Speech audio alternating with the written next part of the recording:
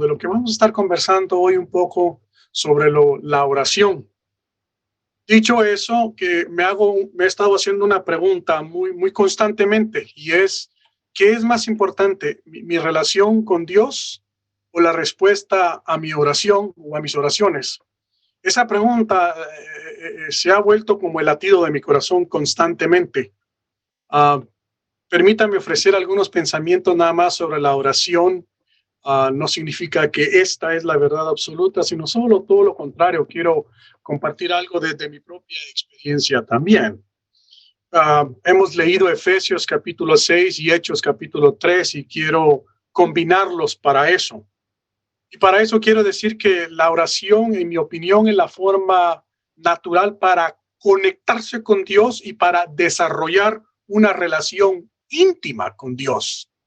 Sin embargo, también con alguna frecuencia he experimentado en mi propia vida o de primera mano de otras personas alrededor mío, otras personas que profesan la fe cristiana, que el énfasis a veces se tiende a poner en la respuesta a la oración más que en desarrollar una relación con Dios. En mi relación con Dios sigo todavía navegando y sabrá Dios por cuánto tiempo más entre dos aproximaciones, dos formas de acercarme. Una sigue siendo el abandonarme y la otra es el rendirme, ambas en las manos de Dios. Por eso la canción de esperar en Él a veces no es fácil, al menos para mí. Abandonarse en las manos de Dios, en mi opinión, tiene que ver con esa plena dependencia en Dios, es entregar los planes a Dios, aunque los planes funcionen o no funcionen, hay que entregárselos a Dios. Por otro lado, en mi experiencia personal, rendirse a Dios ha equivalido como a entregarle a Dios los planes que he intentado que funcionen y no funcionan. Pero pienso que el abandonarme en Dios es una total dependencia en lo que Dios quiere hacer en mi vida. Así que cuando menciono planes, también estoy haciendo referencia a la vida misma, no solo a las cosas que uno quiere hacer. De ser así, entonces, la espiritualidad de Pablo en Efesios y su consejo a los hermanos y hermanas ahí en Éfeso tienen mucha validez. Hay que orar en todo momento en el Espíritu, es decir, bajo la dirección y el plan de Dios, y rogando, sin exigir a Dios y sin coacción o soborno. Si me contestas, entonces hago esto, digo esto y entonces entenderé esto. Con razón, la hermana Ruth le dice a Noemí, tu pueblo será mi pueblo y tu Dios será mi Dios. En ese mismo sentir, el hermano David afirma, Jehová es mi pastor, y como consecuencia de esa relación con Jehová, nada me va a faltar. De igual manera, el hermano Mateo aconseja seguir las palabras del Mesías y dice, busca primeramente el reino de Dios, prioridades en orden, buscar el rostro de Dios, porque Dios es el reino. Y entonces las añadiduras harán presencia. Amén. Pero en muchas ocasiones yo tengo la mala costumbre de buscar primero las añadiduras de Dios que a Dios. A veces tiendo a buscar más las bendiciones de Dios que al Dios que bendice.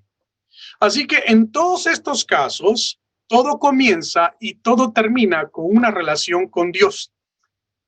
Creo que esto es por lo que podemos afirmar que la oración como un medio de relación con Dios es de suma importancia para los que hemos decidido ir en pos de Jesús. Nuestras reflexiones bíblicas como comunidad de fe aquí han girado alrededor de la armadura de Dios con sus diferentes componentes y usos. Pero hoy quiero invitarnos a que reflexionemos sobre la oración como uno de los distintivos de gran relevancia para las personas que profesamos la fe cristiana.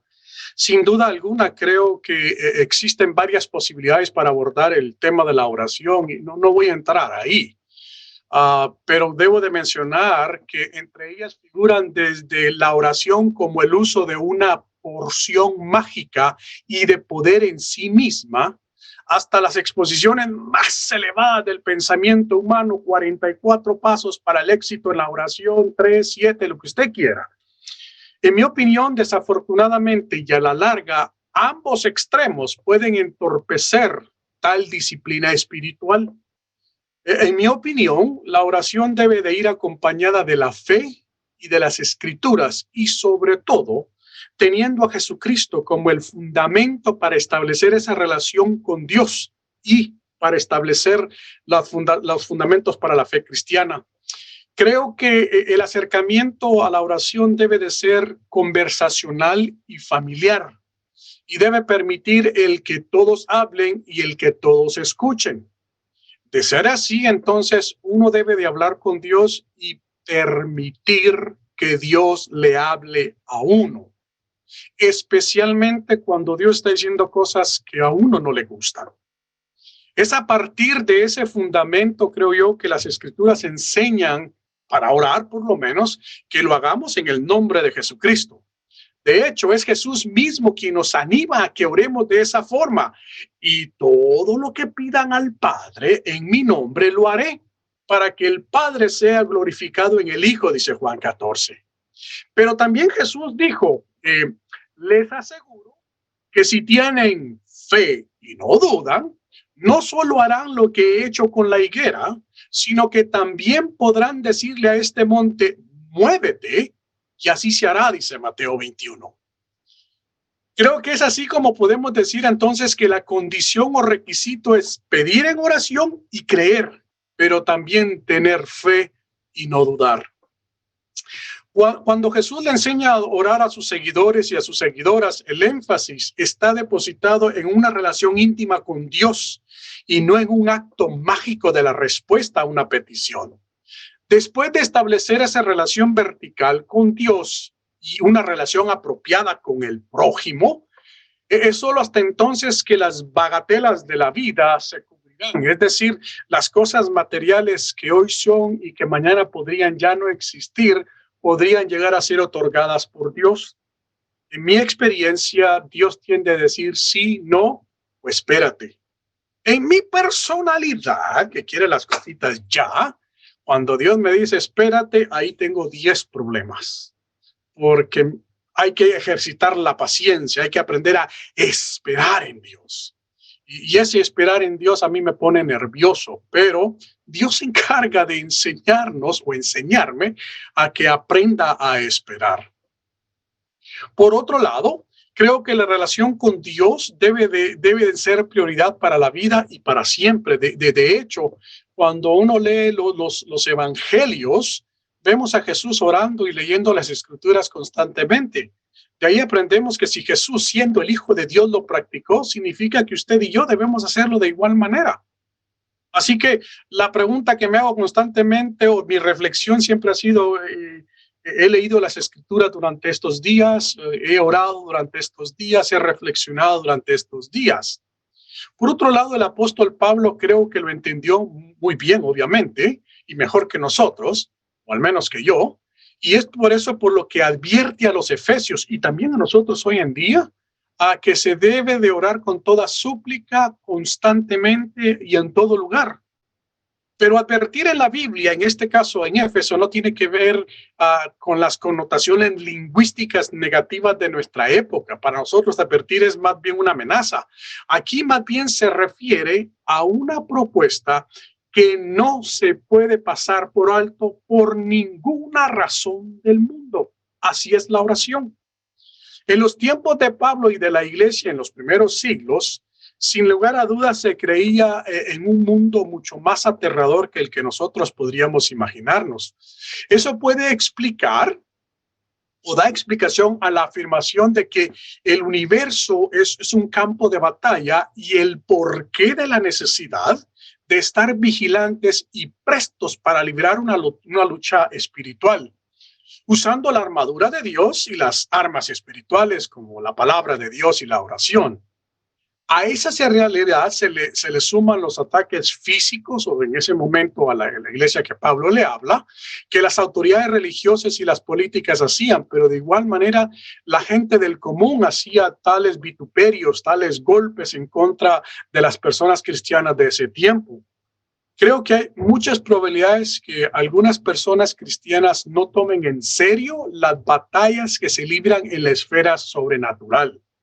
Con eso y todo, es imposible, en mi opinión, negar que hay un poder espiritual de maldad.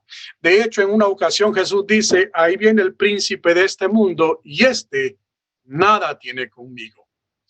Yo en lo personal, obviamente, creo en esa esfera, pero también creo que Dios tiene el poder para vencer todo eso. De hecho, Pablo también lo enseña, que en la cruz del Calvario Jesús expuso todas esas potestades y esos principados. Por otro lado, Pablo afirma estar en cadenas, dice Efesios, como algo propio de la práctica de ese tiempo. Él tuvo que estar encadenado a un soldado romano mientras estuvo en prisión. Esa era la práctica, especialmente cuando el prisionero como Pablo se consideraba una gran amenaza. De ser así, ser esto cierto, eso puede explicar el por qué Pablo describe la armadura de un soldado con tal precisión y luego la compara y la traduce a términos relacionados con la fe. Después de explicar algunos distintivos de la fe cristiana, Pablo concluye advirtiendo, avisando y ayudándonos sobre la imperante necesidad de la práctica constante de la oración. Así que la oración y la palabra de Dios pareciera ser que son entre las más grandes de las armas espirituales. La oración, en mi forma de entenderla, es una conversación con Dios, la cual propicia las condiciones para que la fe vaya creciendo. Para el apóstol Pablo, fe tiene que ver con relación y con una plena confianza y una dependencia en Cristo Jesús. Cuando se camina en pos de Jesús, en pos de Cristo, cuando se tiene un encuentro con Dios y cuando se empieza una relación con Dios, la vida va a experimentar una transformación integral. Creo que después de todo es casi imposible, por no decir que es imposible, pelear una batalla espiritual sin tener una relación con Dios. De allí la necesidad imperante de usar la espada, la palabra de Dios, en nuestra vida y en la práctica y al practicar la oración. Entonces creo que la pregunta de rigor es, ¿se debe orar o no? La respuesta es un sí categórico. Y a eso hay otra pregunta que hay que responder también al hacérsela. ¿Qué tipo de oración está proponiendo Pablo que se haga? Para los Efesios, Pablo menciona por lo menos 3 distintivos de esta oración. La oración debe de ser constante. La oración debe de ser intensa y la oración debe de ser altruista. Por lo general, tendemos a orar, especialmente en tiempos de crisis y de grandes necesidades. Y esto creo que está bien. Pero, ¿qué tal si consideraríamos mejor la posibilidad de orar constantemente, es decir, dentro y fuera de los momentos de crisis? Por otro lado, una oración desenfocada nunca va a llevar a nadie a ninguna parte. Por el contrario, le hace deambular y dar vueltas sin parar. Una oración intensa exige y demanda una concentración plena y del uso de todas las facultades humanas para estar en la presencia de Dios. Es decir, se debe usar todos los sentidos, poner toda la atención del mundo y estar concentrado al momento de orar. De ser posible, pienso que es bueno seguir el consejo que da Mateo. Mateo dice, entra en tu aposento alto, entra en tu aposento, en tu recámara, en privacidad. Y entonces ora. Eso no significa que no se deba orar en comunidad, no, todo lo contrario. Pero probablemente, mi hermano y mi hermana, a usted no le suceda, pero en varias ocasiones he tendido a orar por mis necesidades solamente. También he orado solo por el círculo de relaciones cercanas a mí y he orado incluso más por ellos y por ellas, los que están cercanos a mí, que lo que he hecho por otras personas que no están relativamente cercanas a mí. Así que constantemente yo me veo luchando para aprender a interceder por otras personas, tanto como lo hago por mí. Para eso he aprendido a valerme de la ayuda de un papel y escribir los nombres de las personas por las que voy a orar. Además, trato de recordar y escribir los motivos de oración para pedir la intervención divina, pero también le ruego a Dios que le dé sabiduría a las personas por las que voy a orar. Y también me gusta incluir acciones de gracias. Así que si hoy empezamos conversando y hemos descubierto que todos hemos orado de una o de otra manera y Dios ha respondido de una y de otra forma. Y por eso hay que dar gracias. Incluso por las peticiones que todavía están en remojo, en las que estamos esperando que Dios va a mover su mano, hay que dar gracias a Dios por todo eso. Así que a nivel personal, debo de seguir aprendiendo a orar por otros y por otras, tanto como lo hago por mí.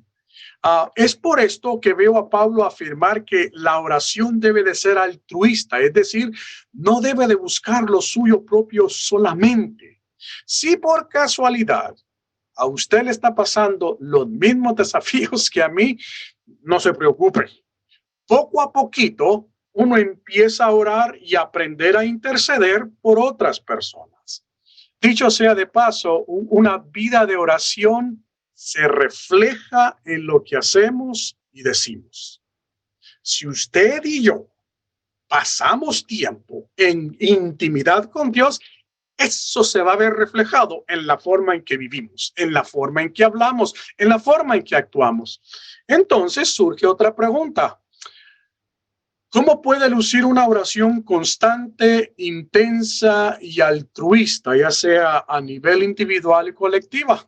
En un intento para poder deslumbrar las posibles alternativas al responder tal interrogante, es que he pedido que por favor hubiéramos leído Hechos 3 como lo hicimos. Ahí hay un caso categórico en ese capítulo 3 de Hechos. Allí, como vimos, se describe el milagro de sanidad de un paralítico, el cual es el resultado de una oración. En esa narrativa, en mi opinión, usa un milagro para redescubrir la importancia de la fe, de la oración y del testimonio público, contarles a otros. Los hechos tuvieron lugar a la hora de la oración en el templo. Así que había una hora fija para orar. ¿A qué hora usted ora? No sé.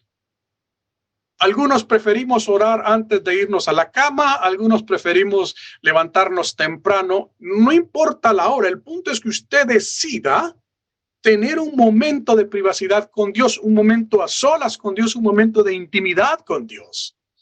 Entre los grandes desafíos, en mi opinión, que la iglesia está enfrentando en este siglo, está el creer que fe tiene que ver con fácil. En mi opinión, una forma de pensar que refleja ese sentir provoca el evadir las responsabilidades. La iglesia, dice la Biblia, en ese momento se reunían para instruirse en la palabra de Dios, para partir el pan y tener comunión como lo hemos hecho hoy, y para orar con alegría. Esta narrativa de este milagro, en mi opinión, debe de verse como una oración que libera, que suelta, que mueve, que activa el poder de Dios.